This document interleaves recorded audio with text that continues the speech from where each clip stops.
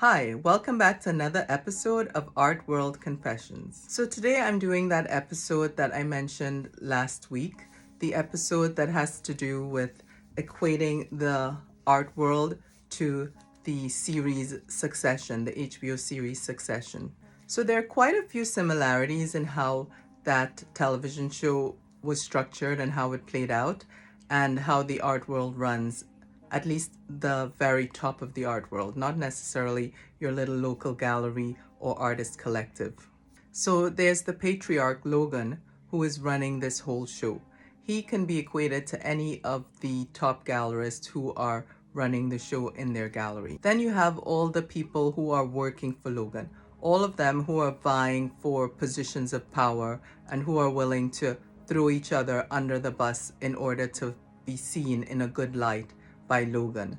In this case, in the art world, it would be any of the art dealers at the top of the art world, and then all of the people in the gallery basically cutting each other's throats to show him how good they are at bringing in these big sales. Just from scene to scene, I will go through some of the episodes and just show you how it works in terms of the art world. When Logan eventually dies, his last wife brings all the other women who Logan had been with during the time, basically exchanging one out for the next one and the next one, all on the same watch of the previous one.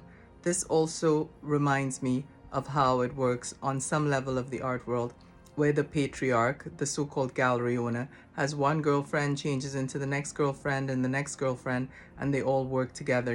One of them will be selling the art, one of them will be making the art, and another one will be writing about the art. That's something else I think I'd like to make a whole episode about. I'm gonna entitle it The Bleaches, which is a word I found thrown around on the internet recently. How Logan runs his whole corporation is what I call mind games and FKRY. It's just a bunch of mind re. Basically, that's also how at the very top of the art world, some of these galleries are run by guys who say one thing today, say something else tomorrow, insist they never said something, and all you can do to really survive is run around and play the game following all the BS. A lot of the people who are at the very top of the art world, not all, but some of them, grew up in the time of just really deep patriarchy, really dysfunctional families that have a lot of alcoholism, drug abuse, and the whole narcissism revolution that we've seen in the last few years, something that we finally put a name on, came out of that time where kids were just basically shoved to the side, quiet, made to be quiet. And we're still living with the consequences of all of that right now. I mean, some of the greatest collectors, not just art dealers, but some of the greatest collectors were really, really not good people to their children. Their children hated them to the point where they literally would off themselves to escape from the pain of having to deal with their parents. So the sort of sociopathy that we saw, which really came out of the Industrial Revolution and just unfettered capitalism, is what makes these kids in succession just go at each other all the time in order to vie for the top spot, not necessarily in their dad's affections, which they acknowledge he has none of, but the top spot in the establishment. And when you really try to please the patriarch of these establishments, he's very slow to give you any praise, just like Logan is slow to praise anybody, but he's always quick to tear you down. And sometimes the most embarrassing ways in public. So you're constantly walking on eggshells, afraid to, displease the patriarch, lest you just get your head blown off. The idea of SA allegations and stuff like that in the television show Succession also sort of feeds into the art world. We have had a few incidences of that. Many of them just sort of brushed over and passed on to the next news. But this sort of behavior, which we see in Succession, we also see in the art world in terms of how men manipulate women in a intimate fashion in order to get things out of them. More sort of unhealthy ways of dealing with each other. You see in Logan, he's always sort of triangulating with someone. He's always not going to speak directly to the children or speak directly to whoever he needs to speak to, he's going to get someone in the company to speak to the kids. This sort of triangulation you also see in some galleries where the top guy, he's not going to speak to you directly. He's going to send one of his minions to deliver whatever message he has to deliver to you. And of course, near the end of Succession, you see this 80-year-old patriarch dating like this woman who is considerably younger than him, like 30 years younger or something like that. I mean, we see that also in the art world where people who quote unquote need protection are dating guys who could be like their grandfather. At the start of Succession, we see this journalist writer going around interviewing members of the family and saying basically that she's writing an autobiography. And Logan, the patriarch in Succession, he has a total meltdown, because for these guys, the scariest thing is for it to get out about all the terrible things that they've done along the way to get to where they are. And I think we could say the same thing for anyone at the top of the art world. If they hear about any autobiography that's being written about them, they start quaking in their booties. There's a scene where a physical assault where Logan hits his youngest son, like supposedly unintentionally, but the fact that it had happened before and it's mentioned in Succession also points to some of the incidents in the art world where the men in power sometimes just lose it. Again, this is part of the whole narcissistic rage thing.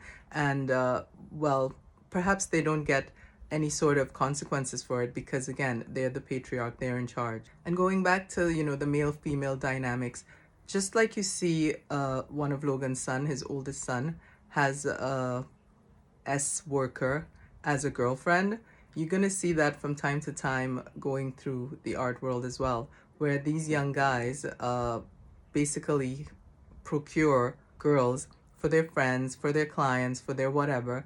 And these girls move around in quote-unquote polite society as part of, the tapestry, as part of the demi-monde, just like in Succession. Just like Logan is calling the directors of his company at all hours of the day and night, they're always on call. Is the same way in the art world. Some of these people who are working, there's no such thing as weekends. There's no such thing as a private time. You're on call all the time if the patriarch of the company needs something from you.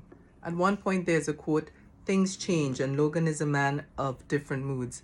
That's safe to say about any of these guys in the top level positions of power in the art world.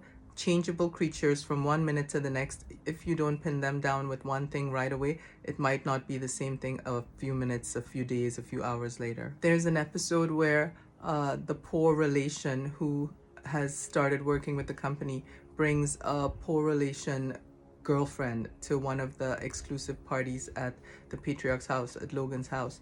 And everyone there is sort of looking at her handbag and saying, well, if she came to the party with a handbag like that, she doesn't fit in here. And it made me think of another art world person who was in their 20s and she was photographed with a Birkin bag or something like that. And I thought to myself, well, this should be part of the Bleaches episode because she's bleached blonde. But besides that, you have to think, well, where did she get that bag from at 20 something years old? I mean, okay, maybe her art is selling to the point where she can afford one, but it just, in my day and age, it was just inappropriate for someone who hadn't earned it to actually walk around with a bag like that. And, if you think of the Olsen twins and stuff like that, well, they worked since they were children. So you understand if in their 20s they had all of these Hermes bags that they were beating about or stuff like that. But unless you got it from your grandmother or you've been working like the Olsen twins, I mean, obviously, where else could you get it from besides your older, whatever, let's say patron? Where else could you get it from besides your older patron? So them judging this poor girl who the poor relation brought to the party from some Tinder exchange really speaks more about the people in Succession who are judging her than the people who are applauding the young 20-something-year-old artist walking around with a bag that she could, barely afford a few years ago if it wasn't for her protection and sponsor. And don't get me wrong, I have tons of friends who in their 20s and 30s had Kellys and Birkins, but a lot of them got them from their mothers, their grandmothers, and I would say very few of them got them from anyone else. I think it was Jean Picozzi in an article in Vanity Fair a few years ago And I think it applies to girls who are on the hunt for guys with money, and also girls who are on the hunt for guys with money to marry them or to help their career or whatever. He was like, we see you girls, we see you with your Birkins and your Louboutins, and we see you coming.